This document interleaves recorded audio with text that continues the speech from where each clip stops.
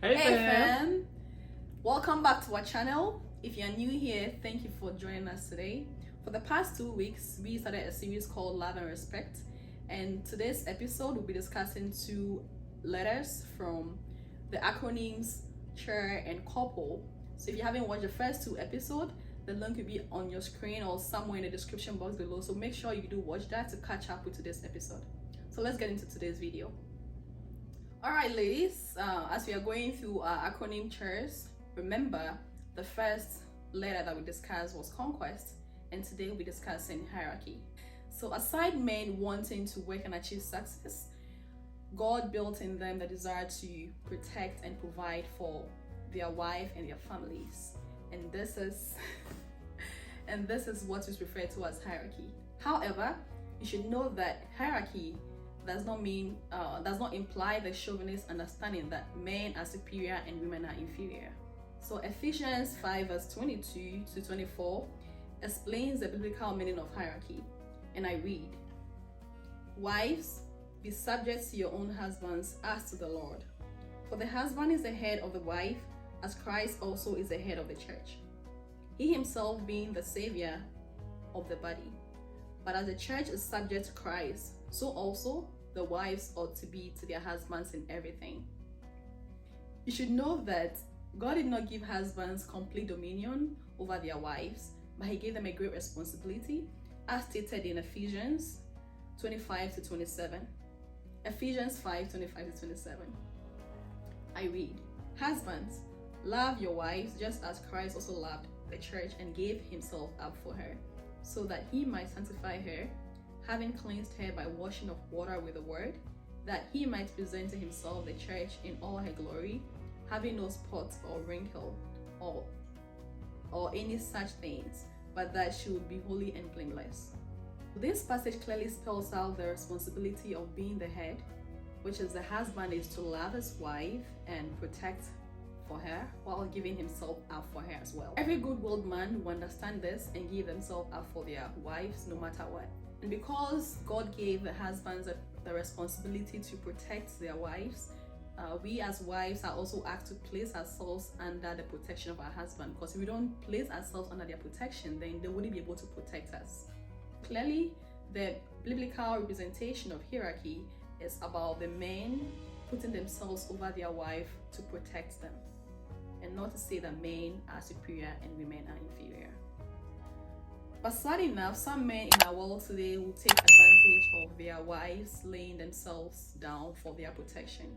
So it is possible in this our world that a man might take advantage of you and want to abuse you, but as a woman of God, that does not mean that you should deny the man of being the head of the house. Because whether you allow him to be the head of the house or not, if he's an evil-willed man or has a very bad heart and doesn't have respect for God, he's going to abuse you anyways. So it is best you give him the chance to be the head of the house and respect God. Okay. Just know that a good man will not use his position as the head of the house to abuse the wife or their loved ones. As Christian women, we need to appreciate our man's desire to provide and protect for us, and that is the way we can show respect to them as commanded by God.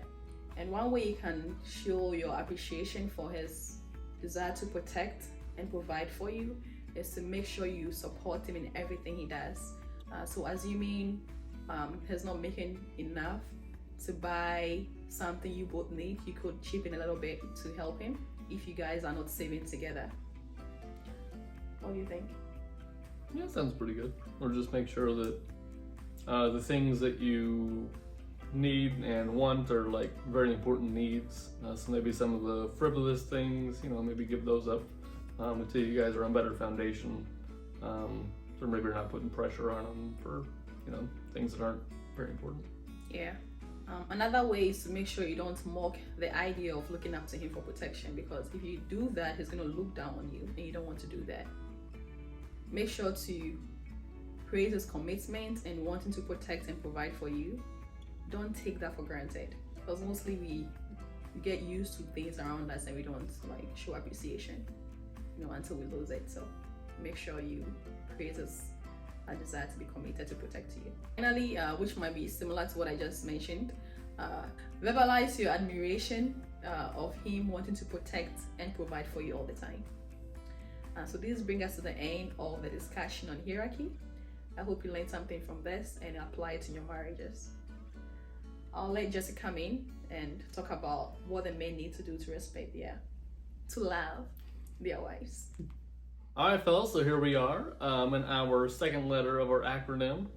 So couples, the overall acronym. C was closeness, so make sure to stay close to your wife, be in close proximity and make sure to do all the fun stuff.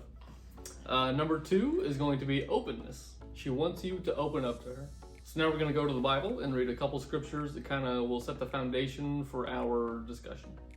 So in Song of Solomon, we're going to go to chapter 2, verse 10. My beloved spoke and said to me, "Arise, my darling, my beautiful one, come with me."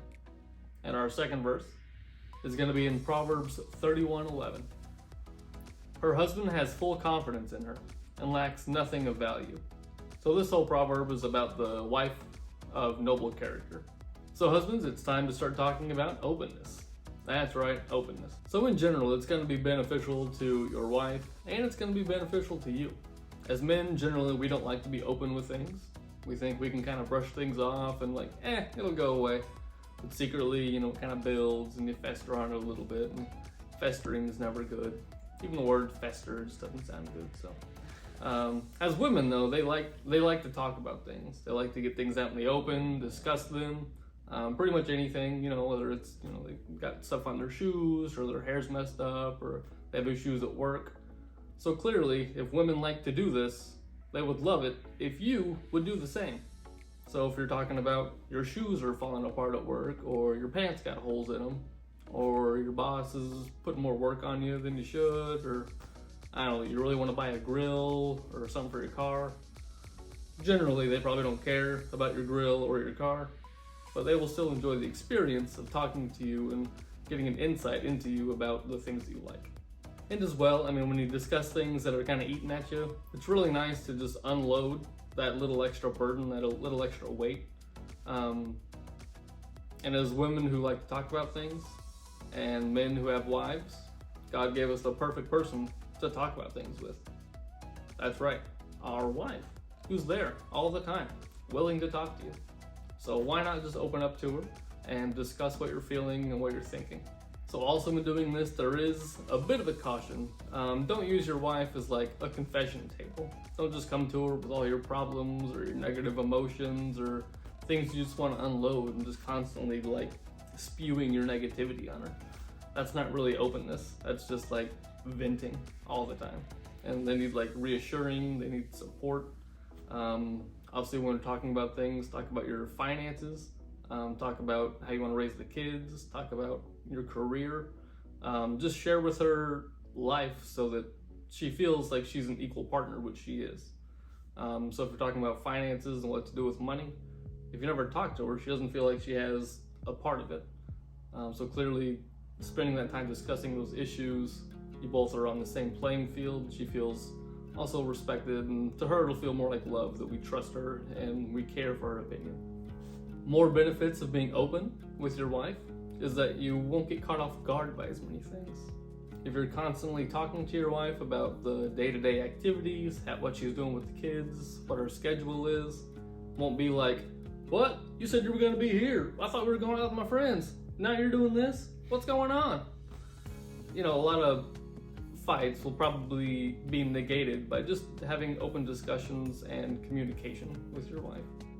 But in that whole title of wife, this whole being here, she is not only wife, but she is friend. So make sure to have fun with her, tell jokes with her, have light situations, talk about old times, experiences. Just build that fun relationship with your wife instead of, this is a very serious, this is a business matter, what do you think about this, and ABC, go your separate ways.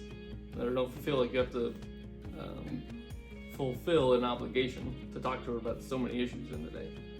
You guys live in the same house, don't make it like a living hell. Just have fun living with your wife and enjoying it. It wouldn't make sense to put yourself in a situation that you're just grumbling and feeling terrible about. It's not fun.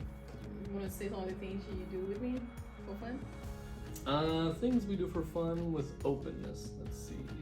Yeah, I mean, obviously, yeah, if I see funny things out at work, or sometimes you're driving, you see a dog hanging like half at the window, and you take a picture and you send to her. That helps continue the openness and communication. Also, things a little more private. When we eat really hot food, I let her know when it's not as fun coming out as going in. Of course, if it's really hot, it's not fun to really eat it away. Hot as in spicy. Spicy, yeah. Spicy going in, spicy going out. I let her know about those because it's all her fault. But we joke a lot, it's very fun. But really, all jokes aside, your wife is someone who you live with and who you've devoted the rest of your life with. And she wants to help you with your mental frustrations, your physical like ailments, just to discuss. Also your spirituality, so just be open with her on what you believe, how you're feeling in your faith, how often you talk to God, how often you pray, and just build each other up. So guys, that pretty much wraps up letter number 2, and openness. Just keep it in mind. If you think that she doesn't want to hear it, just do it anyway and tell her. It'll probably be fine. But do it in a loving way and do it with care and be gentle. But we appreciate you guys sticking with us for our round 2 of letters on Love and Respect book. Let us know in the comment section box below if you have any suggestions or ideas you want to share with others who are watching this video. And don't forget to share this video with your friends and family, because I'm believing a lot of marriages will learn from this. Thank you for watching, and we'll see you guys in the next episode.